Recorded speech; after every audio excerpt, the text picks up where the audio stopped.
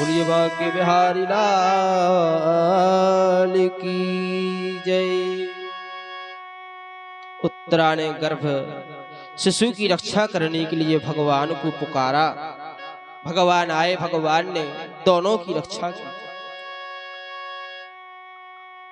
कहा, बेटी तुम एक क्षण के लिए भी चिंतित मत होना, थोड़ी देर के लिए मातृभाव अपने हृदय में लाओ। भगवान ने एक रूप से बाहर खड़े होकर उत्तरा से उनकी रक्षा करते हैं, दूसरे रूप में भगवान उस गर्भस्थ शिशु की रक्षा करते हैं।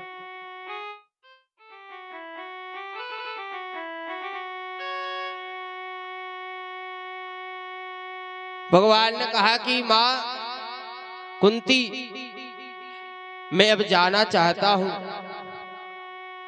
श्री कृष्ण के चरणों में माता कुंती गिर पड़ी और बार बार रुदन करने लगी, कहने लगी, भगवान अरे आप तो साक्षात जगदीश्वर हैं, जगत के नियंता हैं, परात्पर अखिलेश्वर हैं। प्रभु ने कहा, बुआ जी क्या कहती हैं आप? मुझे भगवान बनाती हैं, मुझे परमात्मा बनाती हैं, मैं तो आपका भतीजा हूं।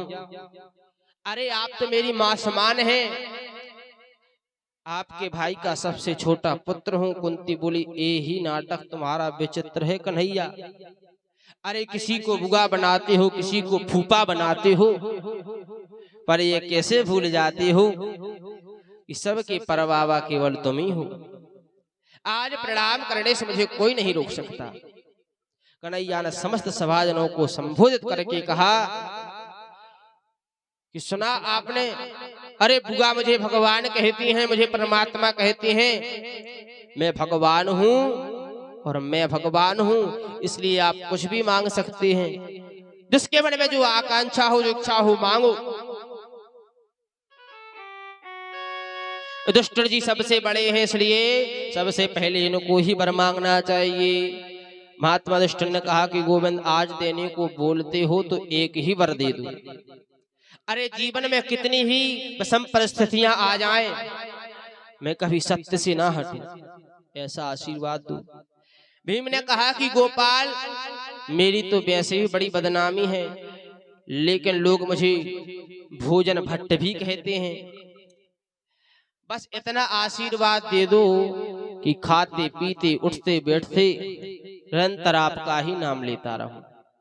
अर्जुन ने कहा कि मैंने आपको गुरु माना है, ये विचार मेरे मन से कभी ना जाए, यही भाव बना रहे। सुभद्रा कहती हैं कि मैंने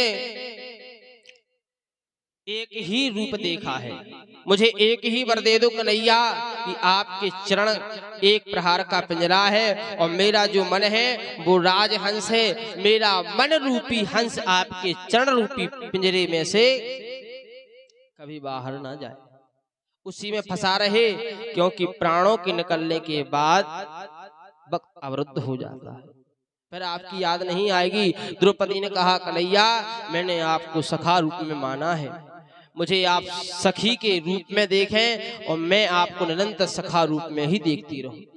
सभी ने कुछ ना कुछ मांगा, लेकिन पांडवों की माता कुंती ने कुछ नहीं मांगा। परम गंभीर है। गोविंद ने मुस्कुराकर कहा कि बुआ आपने कुछ नहीं मांगा, क्या चाहिए? कुंती बोली, बेटा क्या मांगू? अरे मांगते वो है जिनके पास कुछ नहीं होता है, इसको सर्वस्व पहले ही मिल गया हो, उसे और क्या मांगने की इच्छा है? कन्हैया बोले, मांगो बुआ, कुछ तो मांगो। अगर देना चाहते हो कन्हैया तो गोपाल एक ही वर दो कि विपदा सन्तु न शश्वतत्र जगत गुरु भवतु दर्शनम यत्सात् पुनर्भवर दर्शनम। मेरे जीवन में विपत्ति पर विपत्ति आती रहे, एक विपत्ति दूर ना हो दूसरी आ जाए, और दूसरी दूर ना हो तीसरी आ जाए, ऐसा वर दो। भगवान बोले, माता जी कुंती बुआ आप क्या मांग रही हैं? अरे आपने जीवन भर कष्ट ही तो देखा है और आप फिर से कष्ट मांग रही हैं, क्यों? बोले बुआ अभी ये दुख में तुम्हें नहीं देख सकता, जीवन में तुमने दुख के सिवा कुछ नहीं देखा है। अरे आप कुंती के चरित्र पर नजर डालकर देखो। कुंती का जन्म हुआ मथुरा में सूरसेन के घर। जन्म लेने के बाद ही इनको कुंती भोज राजा ले गए। इनका वास्तविक नाम है प्रथा। कुंती भोज राजा ने अपना नाम दिया, इससे इनका नाम पड़ा कुंती। इनका जन्म कहीं हुआ, पालन कहीं हुआ। जिस बालक का जन्म कहीं और पालन दूसरी जगह हो, उसका बचपन सुख से व्यतीत नहीं होता। बचपन कुंती का बड़े कष्ट में व्यतीत हुआ। किशोरावस्था को कुंती ने पार किया, विवाह हुआ। विवाह भी हुआ तो एक ऐसे पुरुष से जो जन्म लेती ही रोग से ग्रसित है। माद्री और कुंती दोनों उनकी पत्नी है। कुंती ने सोचा कोई बात नहीं, मेरे लिए तो पति ही परमेश्वर है। पति भी मिला तो ऐसा जो रोगी है और उस पति का कोई सुख नहीं है, क्योंकि पति को ऐसा श्राप मिला हुआ है कि जब भी सहवास की कामना लेकर पत्नी के पास जाएगा तो उसकी मृत्यु हो जाएगी। ऐसे कुछ मंत्र दुर्वासा जी ने दिए हुए थे, जिनसे कुंती जिस देवता का आवाहन करके बुलाती हैं तो वह प्रकट हो जाते हैं। उन्हीं मंत्रों के आश्रय से धर्मराज को आमंत्रित किया, जिससे युधिष्ठिर जी का प्रादुर्भाव हुआ। इंद्र की कृपा से अर्जुन और पवन देव की कृपा से भीमसेन, माद्री जो उनके सौत हैं उसके लिए भी अश्विनी कुमारों को आमंत्रित किया। तो दो बेटे हुए, एक का नाम नकुल, एक का नाम सहदेव पड़ा।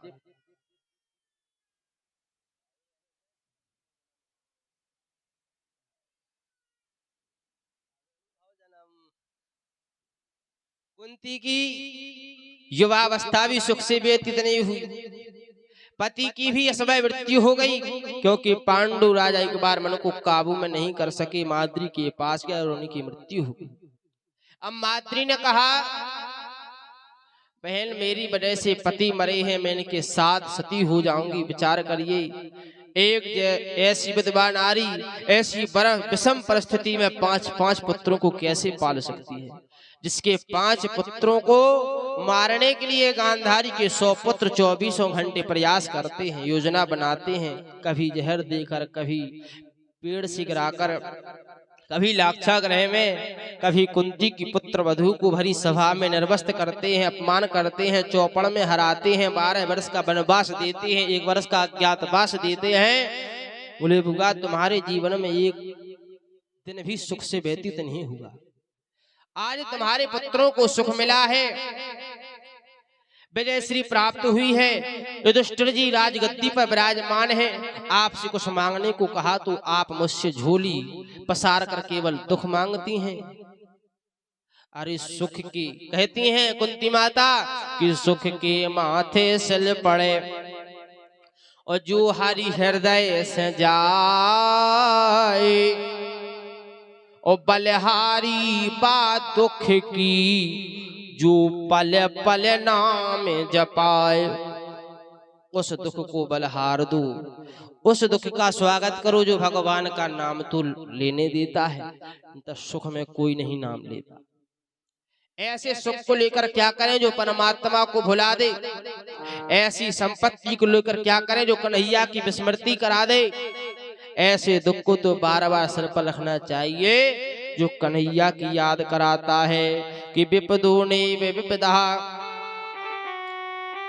संपदो ने संपदा, विपद नारायण स्मृति संपन्न नारायण स्मृति।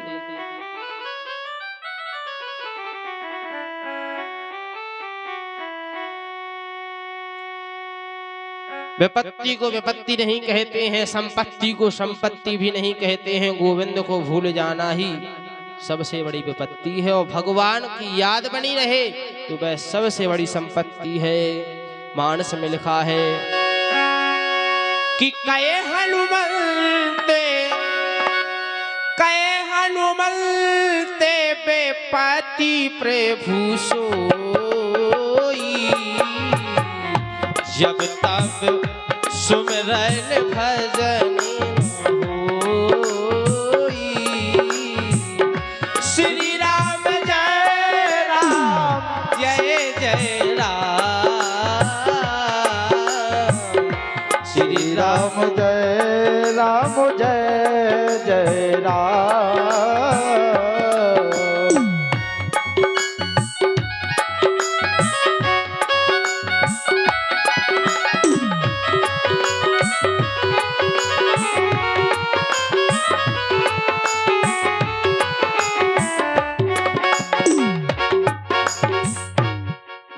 में लिखा है कि भगवान के चिंतन में ना एक भी मिनट निकल जाए उसके लिए पश्चाताप करो।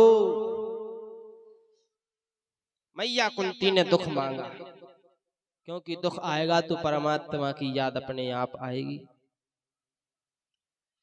भगवान बोले बुआ मैं दुख नहीं दे सकता है, बहुत दुख भोगा है तुमने। कुंती बोली कष्ट नहीं दे सकती हो तो एक काम कर सकते हो। बोले क्या? अरे स्नेह की डोरी तो मत तोड़ो कन्हैया, ये संसार रूपी स्नेह की डोरी जो है